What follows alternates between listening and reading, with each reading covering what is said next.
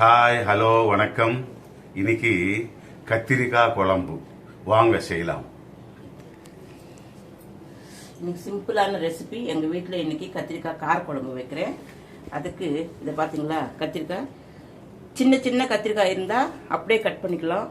இப்போ சின்னது கிடைக்கலாம், கொஞ்சம் இந்த மாதிரி பெருசாக இருந்தது, அதனால் ரெண்டாக கட் பண்ணி இந்த மாதிரி கட் பண்ணி வச்சுருக்கேன்.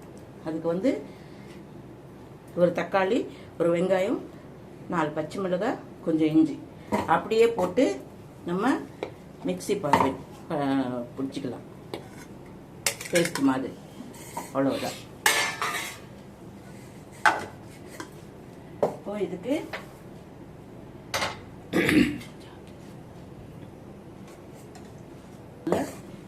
இந்த மாதிரி மிக்ஸியில் போட்டு அரைச்சிக்கலாம். இதுக்கு ஒரு சின்ன லெமன் சைஸ் புளி போதும். எங்கள் வீட்டில் புளி ரொம்ப புளிப்பாக இருக்கும், அதனால தான் நான் இவ்வளோ போட்டிருக்கேன். ஒவ்வொரு புளி அந்த அளவுக்கு புளி இருக்காது, அவங்க இன்னும் கொஞ்சம் சேர்த்துக்கலாம், வேண்டாம்னா இந்த அளவுக்கு போட்டுக்கலாம். நான் எப்படி செய்கிறேன்னா அப்படியே செஞ்சு பாருங்கள், அப்போ தான் உங்களுக்கு அதனுடைய டேஸ்ட்டு உங்களுக்கு நல்லா கிடைக்கும். பார்த்தீங்களா, இதுக்கு கொஞ்சம் எண்ணெய் பிடிக்கும். நான் ஸ்பூன் கணக்கில் சொல்கிறேன்.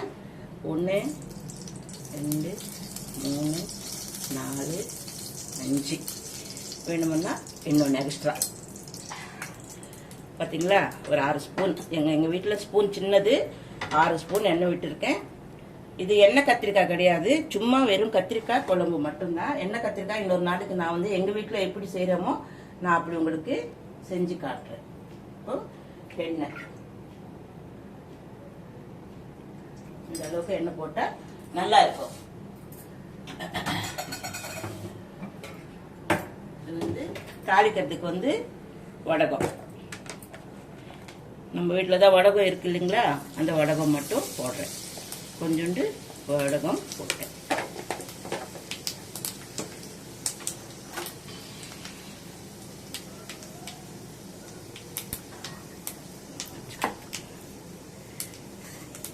வடகம் தாளிச்சுட்டேன். இந்த மாதிரி கனமாக இருக்கிற பாத்திரத்தில் நீங்கள் குழம்பு வச்சதை அடிப்பிடிக்காம இருக்கும். இப்போ இந்த பேஸ்ட் இதில் போட்டுக்கலாம். Super smell.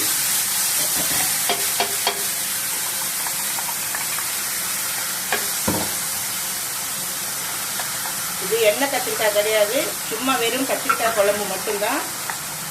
நான் எண்ணெய் கத்திரிக்காய், நல்ல கத்திரிக்காய் கிடைச்சா உங்களுக்கு நாங்கள் எப்படி செய்கிறோமோ எங்களோட ரெசிபியில் உங்களுக்கு சொல்லித்தரேன். இப்போது இது நல்லா கொஞ்ச நேரம் வதங்கட்டும். ஏன்னா கத்திரிக்காய் எண்ணெயில் போட்டு நல்லா கொஞ்ச நேரம் நல்லா வதக்கக்கூடாது. ஏன்னா கத்திரிக்காய் எண்ணெயில் போட்டோம்னா வேகாது. அதனால பார்த்தீங்களா, இது மட்டும் கொஞ்சம் இந்த கிரேவி கொஞ்ச நேரம்.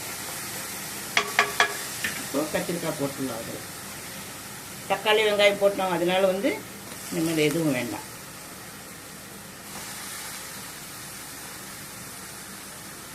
கத்திரிக்காய் இந்த மாதிரி கட் பண்ணி கொஞ்சம் உப்பு போட்டு, கொஞ்சமாக உப்பு போட்டு கத்திரிக்காய் போட்டு வச்சுக்கோங்க. கலர் மாறாமல் நல்லா இருக்கும்.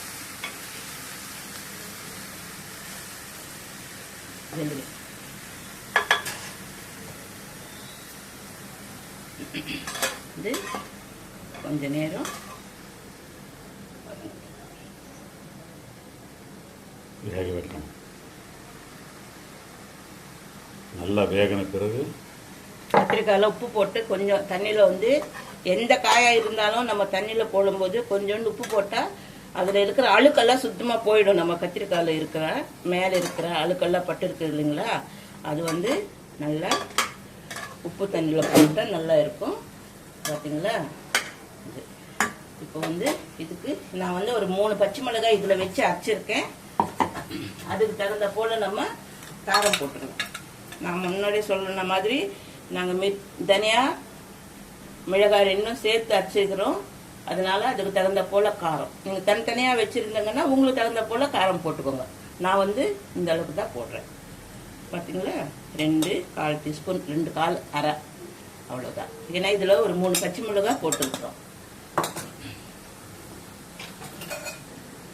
இப்போ இதுக்கு வேண்டிய மஞ்சத்தூள் இது மஞ்சள் வந்து கடையில் வாங்கினது இல்லை, மஞ்சள் வாங்கி நாங்கள் அரைச்சிக்குவோம். அந்த மஞ்சள் அதனால நிறைய எல்லாம் போடக்கூடாது, ஒரு 1/2 டீஸ்பூன் அந்த மாதிரி அதுக்கு தகுந்த போல் போட்டுக்கணும். நிறைய போல கடையில் வாங்குறது இல்லை, அது நாங்கள் எதுவுமே எல்லாமே வீட்டில் தான் நாங்கள் தயார் பண்ணிக்கிறோம். பார்த்தீங்களா? இதுக்கு உப்பு. இப்போ இந்த புளி சொல்லியிருக்கேன் இல்லையா, இந்த புளி வந்து நம்ம கொஞ்சம் கரைச்சி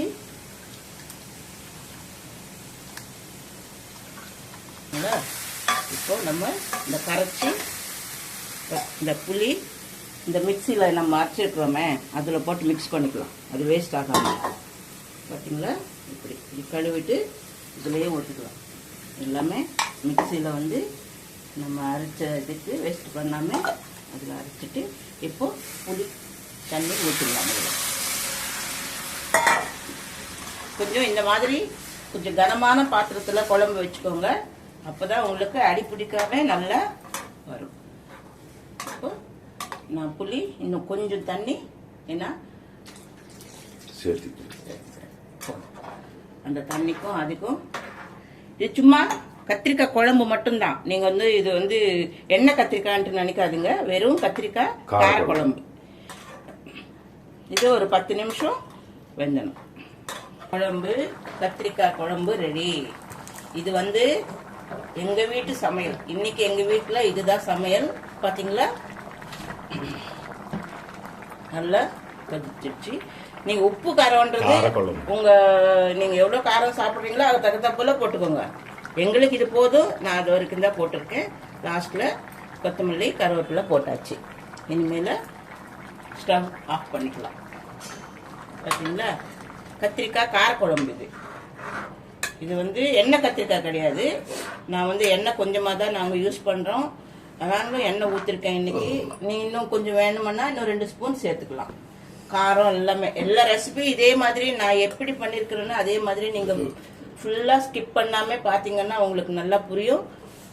பார்த்துட்டு சப்ஸ்கிரைப் பண்ணுங்கள், ஷேர் பண்ணுங்கள், லைக் பண்ணுங்கள். இந்த ரெசிபிலே நீங்கள் செஞ்சு சாப்பிட்டுட்டு லைக் பண்ணுங்கள். இதே மாதிரி பண்ணிக்கோங்க, கமெண்ட் பண்ணுங்கள் சாப்பிட்டுட்டு பிறகு. ஓகே.